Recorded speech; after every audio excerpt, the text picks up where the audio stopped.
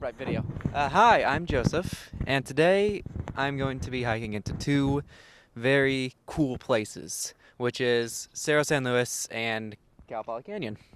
Now, these two places can be very different from one another, but I feel like there's a shared lesson to be had between the two of them, and I want to share that lesson with you today. Now, we're about to start going into Cal Poly Canyon, and there's a really cool place in here. I forget the name, but I'm sure I'm going to remember it once we get there. So, come on, let's go.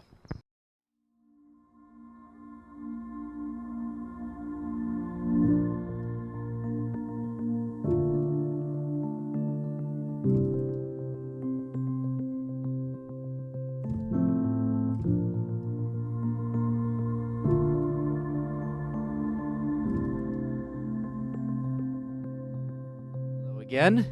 We are standing outside of, I remember the name this time, the Experimental Structures Facility. Now, this was built in the 1960s by a bunch of students who thought it'd be really cool if they had a place where they can just build anything they really wanted. So that gets to structures like the Blade House, the Shell House, a bunch of other houses, and just really, really cool places.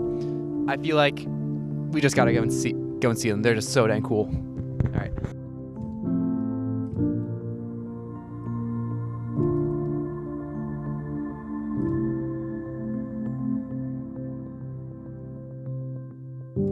There's a reason this place has the name the Architecture Graveyard, and that's because, like, in the early 2000s, the electrical system here was either compromised or just couldn't be afforded anymore. So something I forgot to mention was that there used to be a caretaker system here, so houses used to have people who were watching over them and taking care of them. But with no electricity, people had to vacate, so no more caretakers. And that kind of lets them just be taken over by the public, vandals, and just Mother Nature. Now, that's not to say this really is just a graveyard. There's still projects being done here. There's still really cool stuff being made here. Now, it's just changed over time. Like, that's what's happened. It may not be the same. Like, I don't think people in the 1960s thought it was going to look like this, but that doesn't mean it's any less inspiring.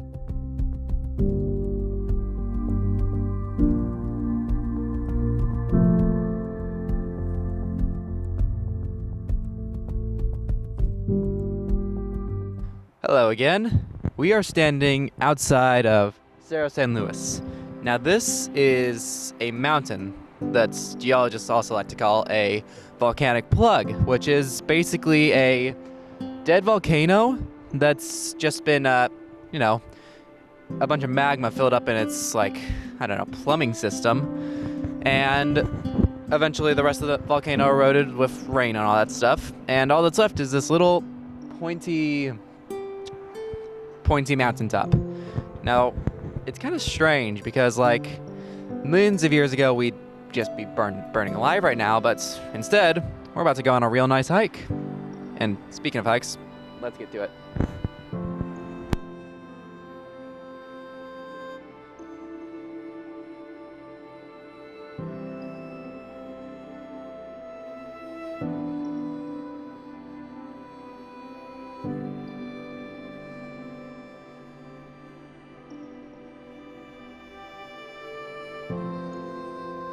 Now, do you hear that?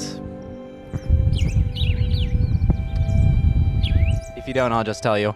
It's animals or life on this mountain.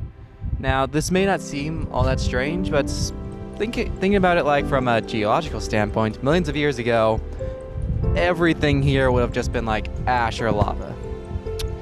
Now, millions of years ago is millions of years ago, but still, like, it's something strange to think about, like, how much has changed.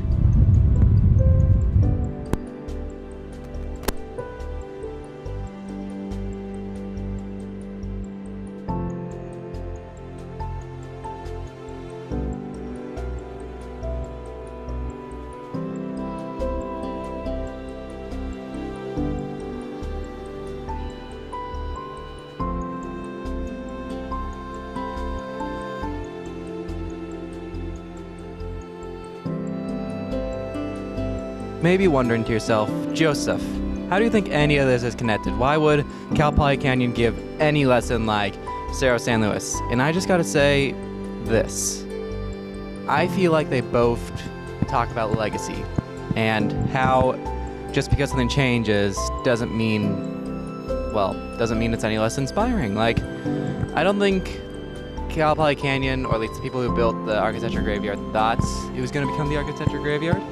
And I don't think the mountain itself, like right now, thought it was going to have a big M on the side of it. Like, that's something you probably didn't expect. But that doesn't make it any less majestic, I guess.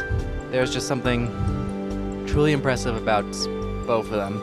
And I feel like just because they've changed in some ways doesn't mean they shouldn't be enjoyed any less.